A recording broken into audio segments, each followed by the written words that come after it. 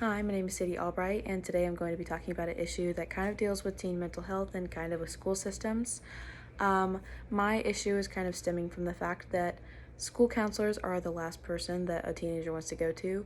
They have the ties within the school and just overall can cause more problems sometimes than it's worth. This affects all school age students, but I feel like it definitely affects impoverished and students that are dealing with stuff at home because they don't have that outlet. I chose this because as I grew up, I could definitely see how things weren't working. I tried to find ways that were better, even as a part of my senior project. I tried to implement a peer counseling because I just know that people are not comfortable with going to their school counselor. Specifically, high school students aren't shown what their school counselors can do for them. And it's not necessarily the school counselor's problem, but the school districts will use them more for an administrative use than actual counseling. I know that I myself, through elementary school and things, even more in elementary school than in high school, they will help students with their stress and anxiety. But as you move on, it starts to move to like, let's find what college we're going to, and just more like an administration,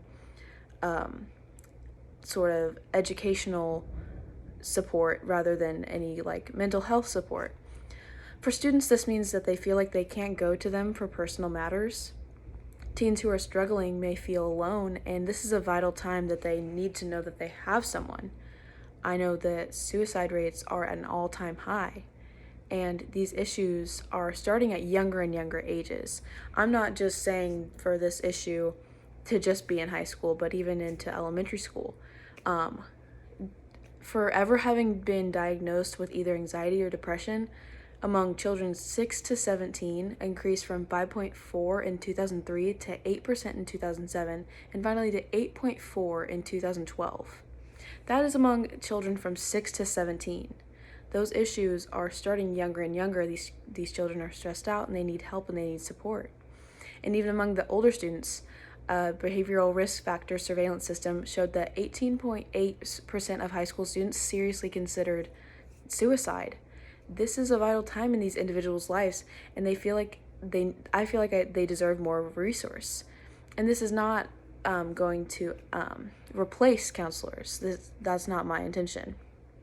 Current policy for Missouri is for schools to have counselors in grades kindergarten through the ninth grade.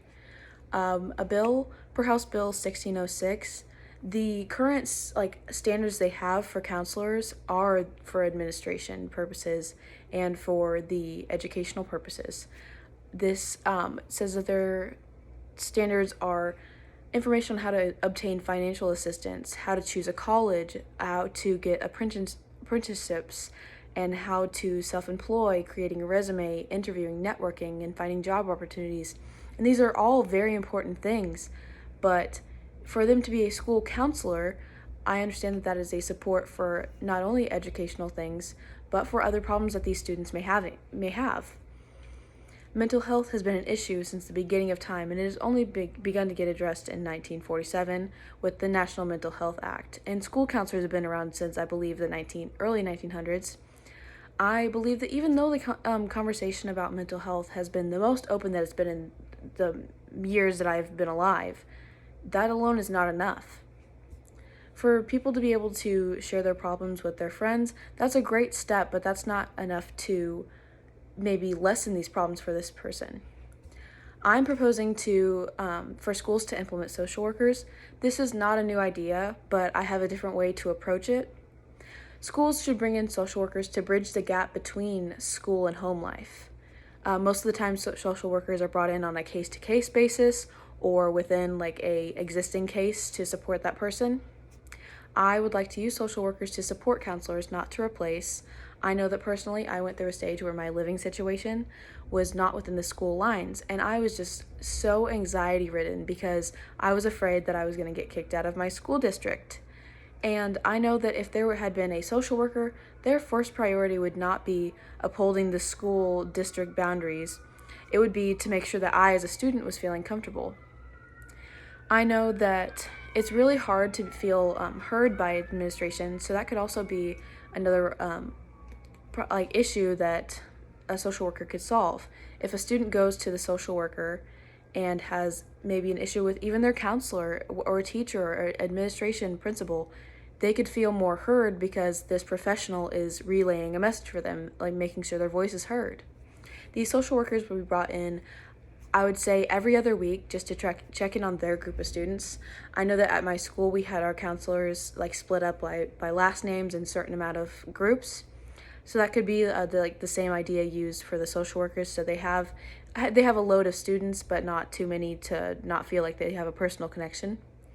I can't guarantee that this would cause the students to use a social worker or that they would feel more comfortable, but I can say that if even 5 students out of 20, if they felt safer to go to things that they feel like their school counselor wasn't equipped to deal with, I know that it would be worth it.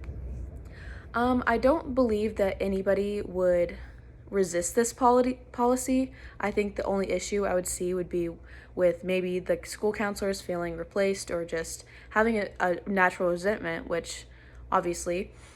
I also see maybe the administration and the counselors also would have issues with fighting the funding. And as for funding, it could be a fight for grant money, or it could be like delegating resources from the places that support schools. In most states, the local property taxes make up the majority of the funding, so we could probably try to delegate, especially if these social workers are taking a caseload off of a counselor, so maybe that counselor can focus on the educational parts. It could probably work out to split that up and make it an equal opportunity.